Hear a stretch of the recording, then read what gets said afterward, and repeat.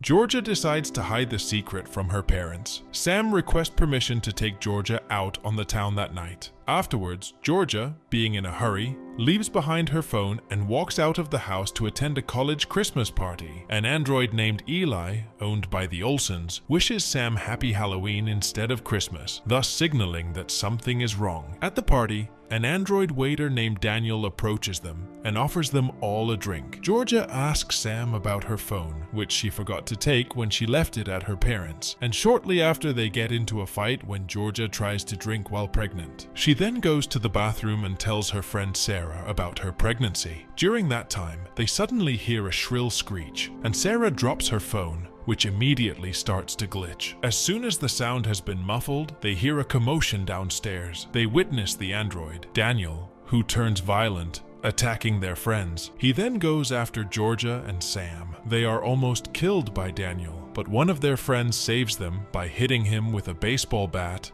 until he dies. Due to the glitch, smartphones start exploding, killing their users. On the streets, Georgia and Sam witness the doom. The androids continue their attack, bringing down all electronic defenses and eventually destroy New York City. 9 months later, Georgia, expecting her baby, has taken shelter in the forest with Sam. The couple are trying to get to a fortified Boston. They have heard rumors about a boat that is transporting new mothers to Asia, where they can find a peaceful life. Boston is surrounded by a no-man's land full of androids. They avoid all roads and travel through the woods until they reach a military camp, while Georgia gets examined by a Dr. Howe, who informs her that the baby is way past due and that Georgia should not be traveling at all. The doctor also tells Georgia that the boats are now only taking babies and mothers, no fathers, due to scarcity of food for the crossings. Sam approaches a soldier, asking if there are any ways to reach Boston,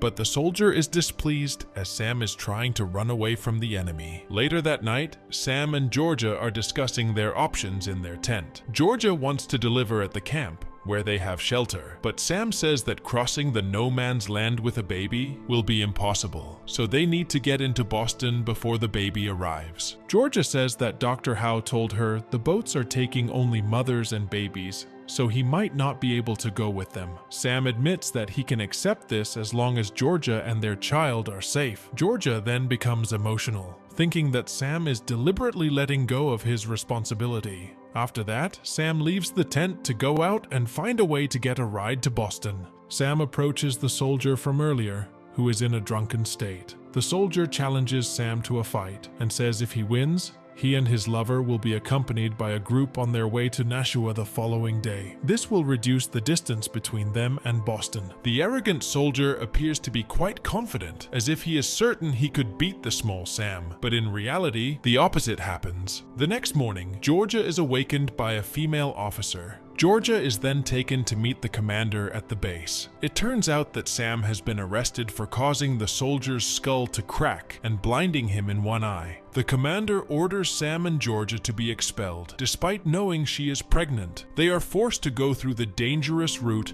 that may harm the womb. Nevertheless, they continue their journey through the rainstorm. As soon as the rain stopped, they started traveling again until they came across an abandoned house. Inside, Sam looks for and finds a mattress so that Georgia can sleep comfortably, and he also finds a printing camera in the process. After making one shot, Sam's left with one more chance remaining to snap a photo of himself and Georgia with their child after the birth. Before going to bed that night, Georgia looks at the route maps, while Sam reads a medical dictionary to learn more about childbirth. Since the Boston surrounding area is under siege by androids, the only way to get there is by sea. Georgia determines their route, which is the northern route through New Hampshire, before continuing on to Portsmouth and finally arriving by boat in Boston Harbor. They can travel way up north and find a boat back into Boston Harbor. This is safe, but will take 2 weeks. Or they cut straight through no man's land for 20 miles and reach Boston within 2 days. Sam finds a motorcycle and fixes it up. Sam wants to go straight through, even though Georgia argues the bike will create noise and attract attention from androids, and they should go on foot. But he assures Georgia that once the baby arrives, it will be noisy as well, so they may as well take their chances now. The following day, the couple are able to travel much quicker on the bike. While stopped at a river, they are spotted by an android who pursues them. Soon, other androids start showing up. Georgia manages to shoot one of them down, but several more androids give chase, accompanied by drones. Sam drops off Georgia and tries to lure the androids away on the motorbike. Meanwhile, Georgia meets a camouflaged man who offers to help her. He turns out to be an AI programmer who tells her that the androids have learned to hack their own software. He introduces himself as Arthur. Arthur tells Georgia that androids want to wipe humans off Earth and warns her to forget Sam.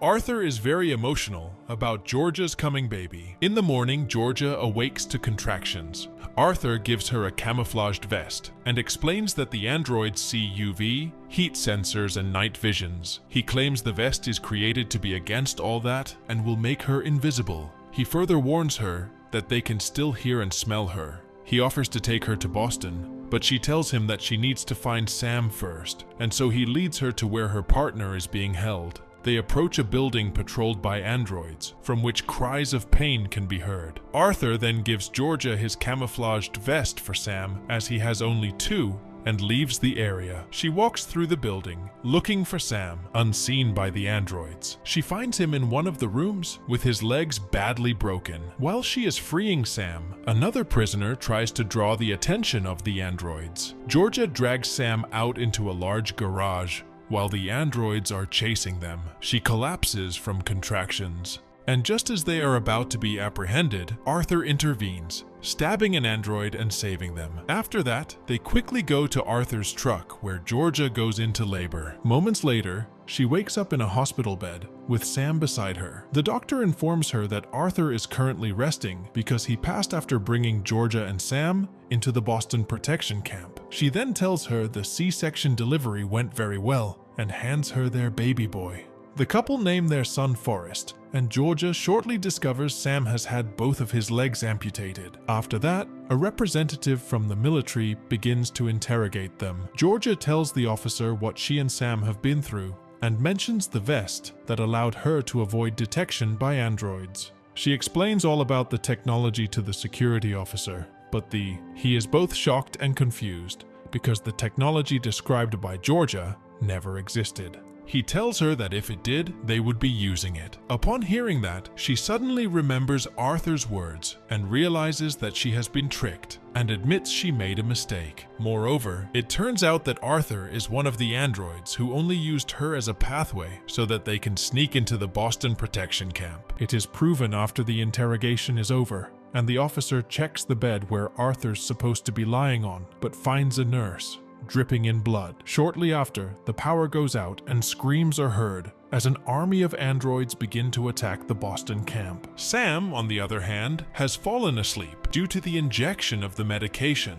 Georgia covers him with a cloth and tells him she will come back after getting help. Georgia realizes that Arthur's goal is to disable the EMP, which is a weapon against them. She then goes out with her son. Georgia then rushes through the gunfight between the soldiers and the androids, picking up a gun on her way. She manages to get into the EMP room, but Arthur suddenly appears from behind. Arthur states that Boston will fall down and threatens to kill the child if she does not assist him in disabling the EMP.